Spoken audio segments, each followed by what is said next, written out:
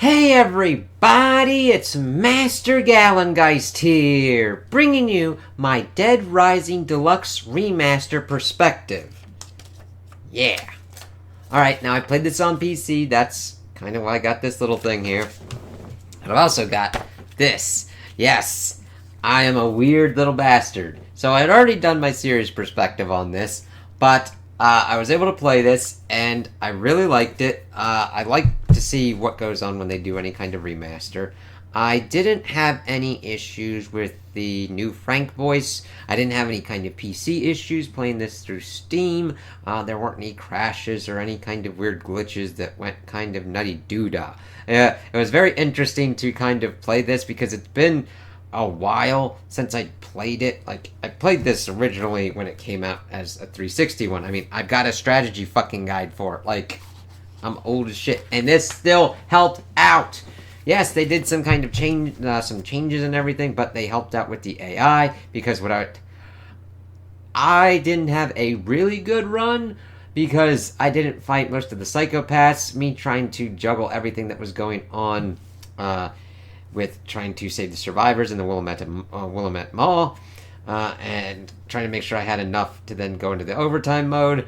My 360 had the red ring of death on things that kind of stopped my gameplay. I did eventually get into the overtime mode and had a bear of a time with that fucking dude on the tank. Let me see.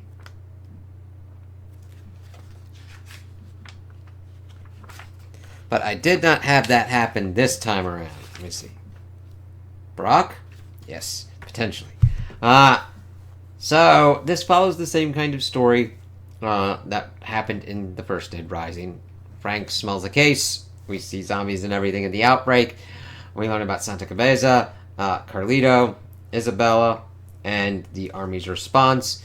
And you're going around dealing with all of these psychos and everything. I couldn't really I had trouble handling it before because of the time constraint management and everything, and leveling up and make sure that I could do everything that I needed to. I had an issue with that on my first run on the 360, trying to make sure I was leveled enough to have certain kind of skills to take Brock down. This was a very enjoyable experience for me. It ran nicely. It looked great. I was able to. There was more streamlining of things, though I still had issues with those fucking prisoners in the yard, but at least my AI companions weren't auto trying to kill themselves, which was kind of an issue of trying to make sure that they would stay alive with certain kind of things. I only missed like 9 survivors on my playthrough. You have to hit a certain kind of threshold to get like the best ending, then go into overtime mode and try and save Frank with Isabel as you're trying to pretty much make the Zombrex thing to make sure he doesn't turn into a zombie, and then fight Brock and beat the shit out of his ass on top of a tank, and letting us go through the rest of the thing. I was able to level up very well with the whole kind of camera system and everything.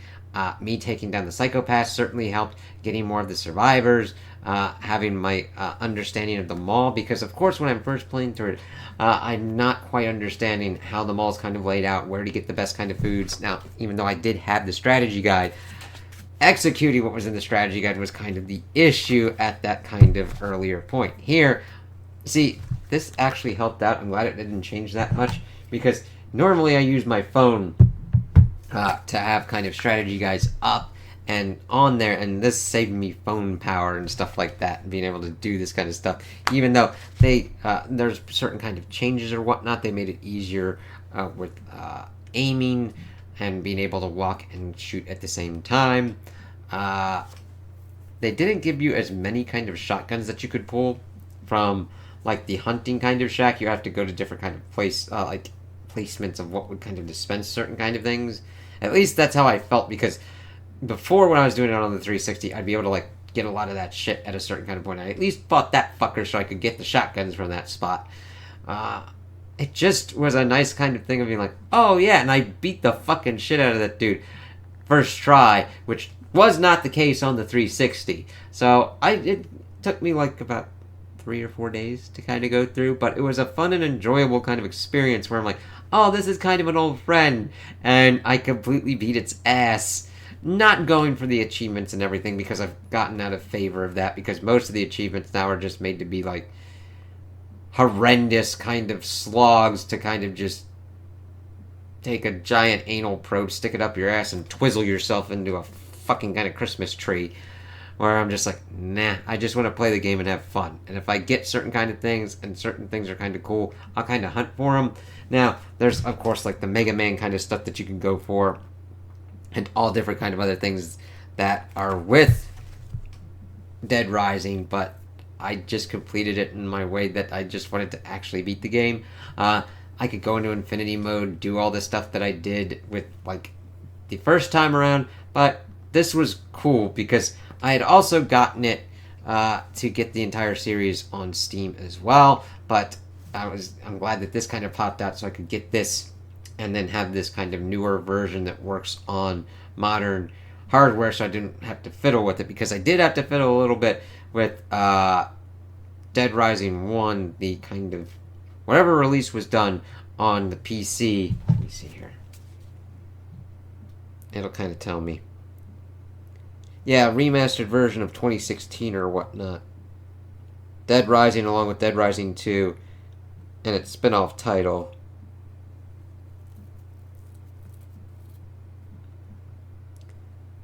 Had some strange issues with that where I'd have to fuck with, like, the core counts or whatnot.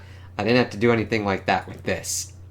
So, if you are interested in looking into the Dead Rising series, the first and second one, I think, would be kind of peak kind of ones.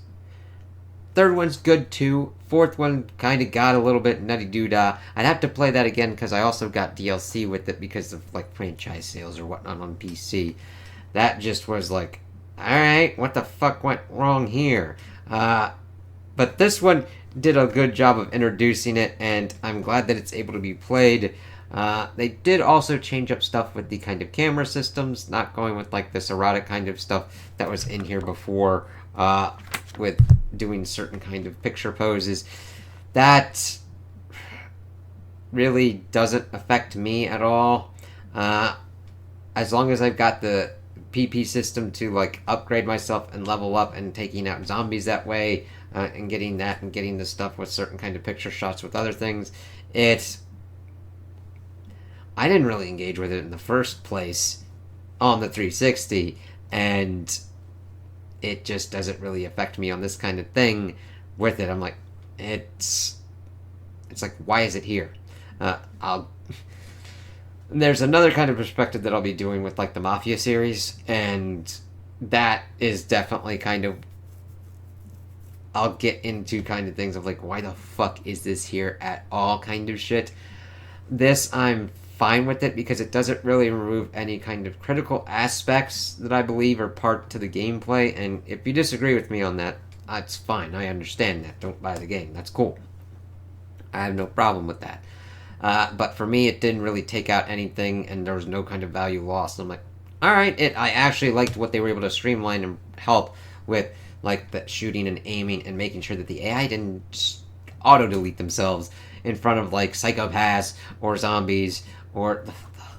I wanted to know why the fuck that I took out the prison escapee motherfuckers, and then they fucking respawn, and then I had to fucking take that shit out again to make sure I could get through that goddamn inner courtyard. That was always kind of weird. But overall, I would still recommend this as the best kind of entry to introduce someone to Dead Rising, to understand the mall kind of concept, because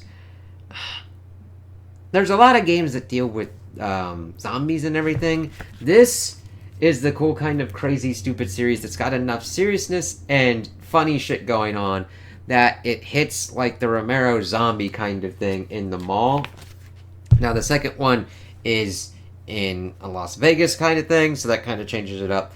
Third one is more in a kind of Los Angeles kind of place, so it's not locked to one kind of location, but then we go back to the mall in the fourth one, but still open up to other kind of areas. But this one really does it and gets you where you're like, okay, I'm in a mall, how do I survive this zombie apocalypse? Okay, you gotta figure out your routes, your what weapons you're gonna use, as you're just introduced to the areas? What are you gonna go to get to kind of like the sharp weapon implements? How do you deal with the durability system? This case, I'm fine with the durability system and figuring out what's kind of going on. Though it's always kind of funny that I'm like, I could get infinite fucking orange juice, but otherwise, if you went full ass ham on that survival kind of shit, it would get fucking annoying, at least to me, where that's a step too far, and where my enjoyment with the game would be like, eh.